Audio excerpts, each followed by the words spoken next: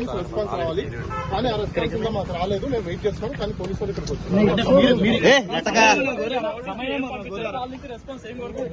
మాకు టైం కావాలి. అలానే ఫిజికల్ గా ప్రెసెన్స్ అవసరం లేదు. ఇప్పుడు డిజిటల్ ఇండియా వచ్చింది కాబట్టి, డిజిటల్ పోలీసింగ్ కూడా వచ్చింది కాబట్టి వర్చువల్ మోడ్ లో మాకు ఇవ్వండి, మేము వర్చువల్ లో మీకు ఇన్వెస్టిగేషన్ కి కోఆపరేట్ చేస్తామని చెప్పారు. తర్వాత మళ్ళీ ఎక్స్టెన్షన్ టైం కూడా అడిగే అవకాశాలు ప్రతి ఒక్కరికి ఉంటాయి కాబట్టి మేము ఎక్స్టెన్షన్ టైం కూడా అడిగాము. ఇది ప్రీ షెడ్యూల్, ఆయనకున్న ప్రాజెక్టుల రీత్యా మేము ఆయన షెడ్యూల్ తీసుకొని మేము టైమింగ్స్ అడగడం. హైకోర్టులో ఆశ్రయించినట్టు తెలుస్తుంది. హైకోర్టు ఆశ్రయించిన తర్వాత పోలీసులు కూడా సహకరించాలి అని చెప్పి హైకోర్టు ఆదేశాలు ఇచ్చింది కదా. హైకోర్టుకు సహకరించాము. హైకోర్టుకి ఆశ్రయిస్తే ఇంకా బెయిల్ అప్లికేషన్ సంబంధించిన రేపు వాదనలు ఉంటాయి.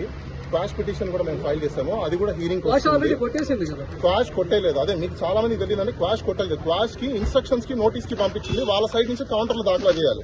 దాన్ని కొట్టడం అన్నారు. దాన్ని కౌంటర్ వేసిన తర్వాత ఫైనల్ గా హీరింగ్ చేసి అసలు ఈ కేసు నిలబడతాదా లేదా అని చెప్పి తర్వాత చెప్తారు. ఆల్రెడీ వాట్సాప్ లో పంపించారు, వాళ్ళు కూడా యాక్సెప్ట్ చేశారు. మరి వాళ్ళు ఇచ్చారు కదా, మరి రెస్పాన్స్ ఎందుకు వచ్చారో మాకు తెలియదు. అది మీరే అడగాలి. ఇంకా 4 రోజులు అడిగారు. 4 రోజులు అడిగారు. అది ఫస్ట్ టైం ఇచ్చిన నోటీస్ కి మేము అడిగిన టైం కి తర్వాత సబ్సిక్వెంట్ గా మళ్ళీ నోటీస్ పంపించారు. దానికి కూడా మేము ఆన్సర్ ఇచ్చాము. స్పీడ్ పోస్టులు కూడా పంపిస్తున్నాము. అలానే వాళ్ళకి వాట్సాప్ లో కూడా షేర్ చేస్తాము. ఎస్పీకి పంపించాము, డిఎస్పీకి పంపించాము, అలానే ఎస్పీకి సంబంధించిన సీసీ వాళ్ళకి పంపించాము, ఎస్ఎస్ఓకి పంపించాము. అదే విధంగా ఎవరికి సర్కిల్ ఎప్పుడు పోలీసులు విచారణకు హాజరయ్యే అవకాశం ఉంది. ఒకటి థర్డ్ డిగ్రీ ఎవరు ప్రయోగించినా వాళ్ళ మీద కూడా క్రిమినల్ ప్రాసిక్యూషన్ అవుతుంది.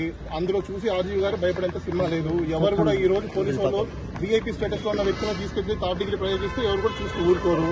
మేము కూడా కన్సర్న్ కాంపిటెంట్ అథారిటీకి మేము కూడా అప్రోచ్ అవుతాము. అంటే గత ప్రభుత్వంలో ప్రయోగించారు కదా, ఒక ఎంపీ మీద ప్రయోగించారు కదా. గత ప్రభుత్వంలో ప్రయోగించారనేది ఎవరికి తెలియదు.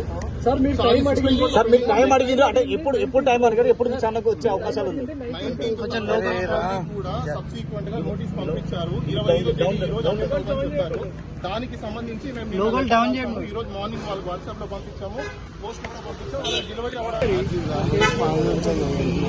ఏం తప్పు చేయలేదు. ఇదేమి దేశద్రోహం కేసులో కాదు, లేకపోతే ఇంటర్నేషనల్ మాఫియాలో కాదు. ఇది ఒక డిజిటల్ కి సంబంధించిన ఒక పోస్ట్ చేశారని చెప్పేసి ఒకరు కంప్లైంట్ చేశారు. అసలు నిజంగా అది కంప్లైంటా కాదా లేదా అని వెరిఫై చేయడానికి మాకు ఇంకా సమయం కావాలి. వాళ్ళు కంప్లైంట్ ఇచ్చారు, వాళ్ళు ఎఫ్ఐఆర్ కట్టారు. అది ప్రాసెస్. ఆ ప్రాసెస్ అయిపోయిన తర్వాత నెక్స్ట్ ఏం తీసుకోవాలి చూసి మేము కూడా దాని మీద యాక్షన్ తీసుకుంటాం.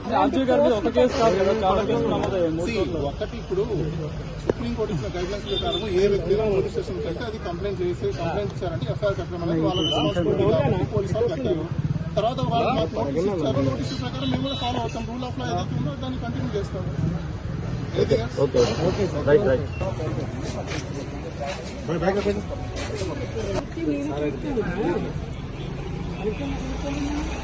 అదే మాట్లాడడానికి ఇష్టపడి అడిగాను.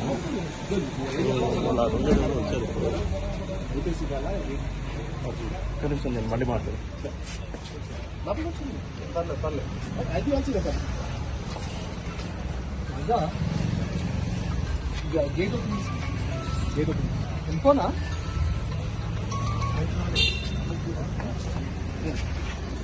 Gate open